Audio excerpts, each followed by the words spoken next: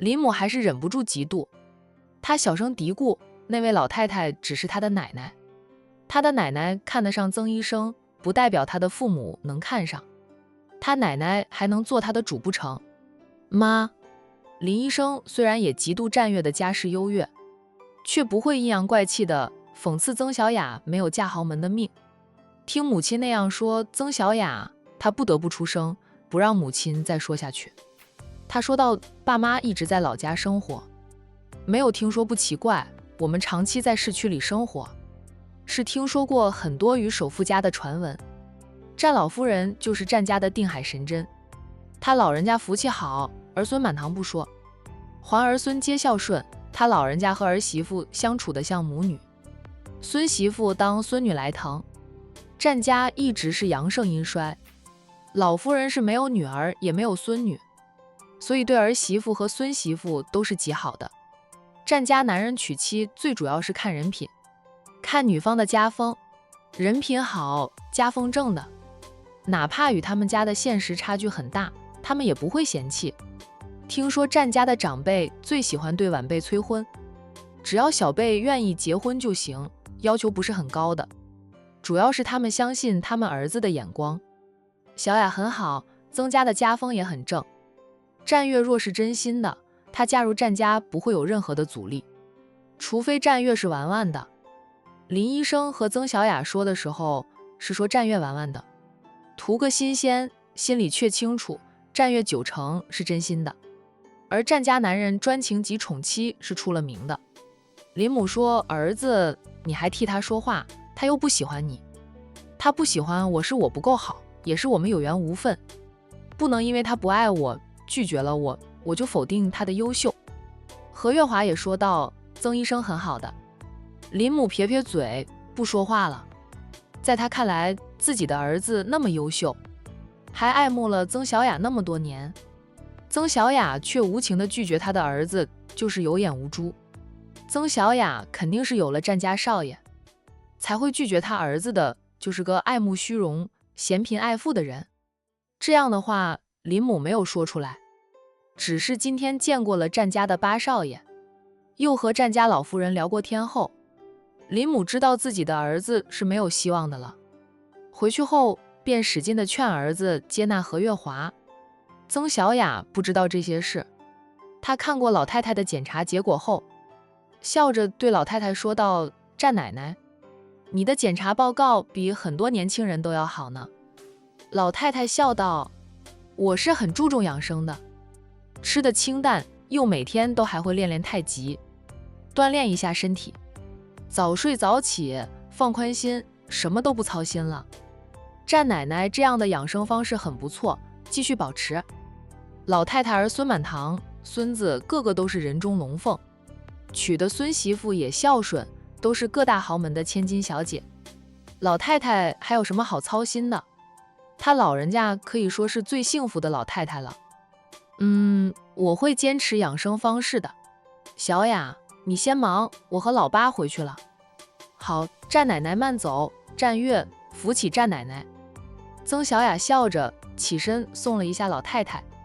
战月深深地看着她，说道，小雅，你忙，不用送了。曾小雅还是送婆孙俩出了诊室，看着婆孙俩走远，她才回到诊室坐下，继续给病人看病。老太太扭头看了一下，见曾小雅回到诊室里了，她对战月说道，你那个情敌不足为惧，你专心让小雅爱上你就行。林医生本人很不错，但他父母的眼光不怎么样，我从来没有拒过他。战月自信地道，奶奶，我送你回我那里还是大哥家里？老太太摸了摸自己的手机，说道，你大哥好像给我发了语音信息，我还没有听。他摸出手机，点开微信，听了战印发来的语音信息后，对战月说道，你也听到了，你大哥说老商家的过来接走了贝贝，你送我去商家吧。自从费老走后，我已经有很长一段时间没有去过商家了，正好去和凤莹聊聊天。他在家带孙子估计也带疯了，只有一个孙子的时候，商太太还是很有耐心的，孙子多了之后，商太太就头痛了。最大的也才几岁，都是最爱闹腾的年纪。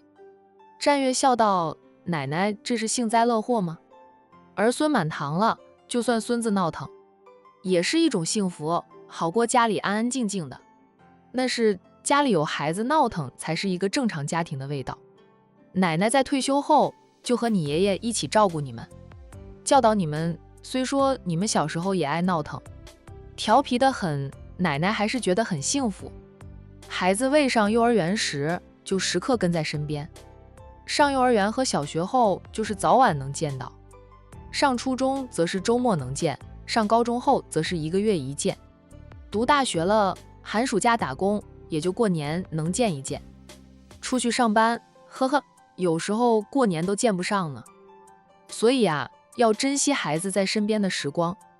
以前你们兄弟9个在家里闹腾时，觉得头皮都痛，当你们一个个因为上学离开家的时候，奶奶就盼星星盼月亮，盼着你们回来。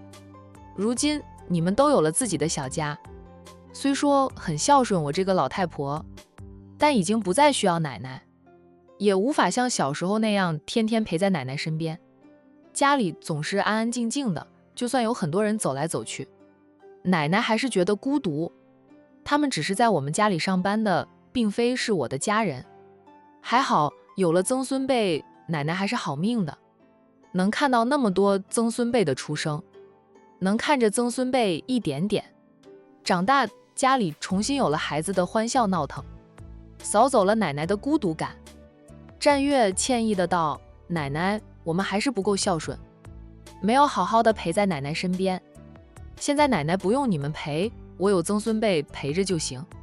你们赶紧帮我娶齐孙媳妇就行，那样我就算是死也能瞑目了。我比你们爷爷有福气多了，我能看到你们结婚，能抱到曾孙女。奶奶不要总说死不死的，我们不喜欢听。”老太太笑：“奶奶都90岁了，还怕什么？虽然奶奶也很贪心，很想活到120岁，那是谁都想的，多少人想着长生不老呢？奶奶活到这把岁数，身体还不错，什么都能看得开，看淡。活到90岁，生死老太太早就看淡。我们还是不喜欢听。奶奶，我送你去商家，傍晚再过去接你和贝贝回来，怎么样？”战月错开了话题，不想和奶奶讨论生死这个问题。不用你接，你大哥会过去接我们。就算你大哥大嫂都没空，凤莹还能不安排车子送我们回家吗？你呀，安安心心赚钱，下班后就过来接小雅下班，请她吃宵夜也行，带她去看电影也可以。总之，你就要想方设法的和她一起。还有，也不必藏着掖着了，你爱她，就向她表白，让她知道你是爱她的。奶奶觉得小雅对你并不讨厌，你表白，她可能不会马上接受你，但她知道你了对她的感情，她才会考虑你。你没有表白，她可能就会想到我们2家差距大，不敢想，那样你们就要很长时间才能在一起。奶奶是巴不得你们今年就结婚的。看看你七哥，他向若若表白后，现在都谈婚论嫁，要订婚了，时间多快啊，也就过了1个暑假便定下来。不是哦，你七哥在暑假开始时都还没有向若若表白呢，他都不知道自己早就爱上了若若。还是你大嫂带孩子去阳城旅游，若若误会了，2人才看清自己的感情。婆孙俩边说边走，走出了医院。战月扶奶奶上了车，他说道：“奶奶，不用担心我会分寸的，放心吧。小雅必定会成为你的孙媳妇，以后你老人家就操心一下老九就行了。老太太自己系的安全带，老九还年轻，不着急，他也不用奶奶操心，自有你们帮奶奶催着他。前6个孙子结婚的对象都是他挑选的，后面3个他老人家就没有操上心了。不是不想操心，是操不上心。年纪大了，不能到处跑。而管城的千金小姐，这3个小子又没有喜欢的，老太太只能将操心的事交到几个孙子孙媳妇手里，让他们当哥哥嫂嫂的催一催。老九貌似都还不懂得爱情似的，整天就知道玩，还不够成熟，还像个孩子似的。战月开着车出了医院，往商家大宅而去。老太太说道：“他还没有开窍，你们一个个不都是开妾碗？等你们开窍，缘分到了就好。”这个时候，战月的手机响了，他对老太太说道：“奶奶，我在开车，你帮我接听一下。”他腾出一只手，掏出手机，让奶奶帮他接听电话。是他秘书打过来的，关于工作上的事。老太太没有问他，听了秘书的话后，就帮他安排怎么处理了。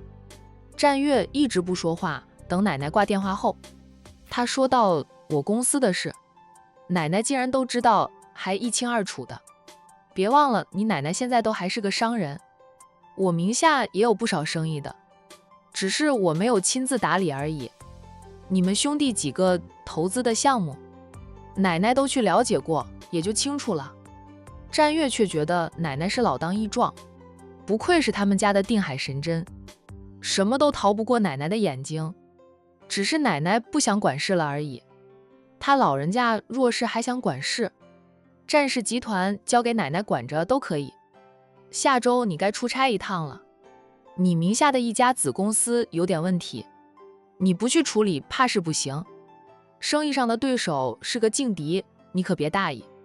战月神情一肃，说道：“奶奶，我知道的，这2天我就出差一趟，处理那件事不会给对手机会。周6小雅要休假，不是说好了吗？邀请她来你家里参观一下，也是让她陪我聊聊天。这是奶奶拉下老脸帮你争取到的光明正大的机会。”老太太觉得生意重要，但追孙媳妇更重要一点。他们战家大业大，孙子们名下的公司就算有问题，也还塌不下来，顶多就是让他们头痛几天。都是他一手调教出来的经商种子，通过接管家族事业，他们也积累了不少经验，一点问题他们还是能处理好的。就算天塌下来了，相信他们都能撑得住。我这2天出差，周6赶回来就行了。以你的能力，2天时间你解决不了问题，还是推迟2天再出差吧。战月，好吧。要不是让奶奶帮他接一通电话，他都不知道奶奶耳目还那么清明，连他分公司的问题奶奶都清楚，还说他2天时间处理不好。他的对手是挺厉害的，他的总公司没有遇到过劲敌，可能是总公司设立在管城吧。都知道管城是他们战家的老巢，有着庞大的战氏集团当靠山，他在管城压根没有强劲的对手，反而是分公司有很多同行劲敌。那是别人的地盘，他去别人的地盘做生意，人家不想让他的分公司做大做起来，自是带着机会就想咬他一口。奶奶，还有什么是你不知道的吗？战月笑着问。有呀，我不知道小雅什么时候嫁给你。奶奶这是把天聊死了。老太太打了个呵欠，对战月说道：“老八，奶奶今天起来的早，有点困了。奶奶闭目养神10几分钟，到了商家你再叫醒我。奶奶睡吧，到了我就叫你。”老太太很快就睡着。战月都羡慕奶奶的好睡眠，她有时候翻来覆去都睡不着呢。10几分钟后就到了商家。战月按响了车喇叭，很快便看到商太太走过来开门，看到是战月和老太太。商太太笑道：“我这刚从彤彤那里过来，你们就到了。”老太太适时行转，都不用战月叫她。等到车子驶进了商家别墅停好，老太太自己打开车门下车。太奶奶，商太太是带着贝贝在院子里玩，所以她听到车喇叭响，不等佣人出来开门，她亲自去开了门。贝贝看到老太太那个欢喜啊，撒开2条小短腿奔跑过来，边跑边叫喊着太奶奶。商太太连忙叫喊：“贝贝别跑那么快，小心摔着。”老太太也快步走向曾孙女，这是2个祖宗的双向奔赴。太奶奶，哎，贝贝扑到，老太太抱起了她。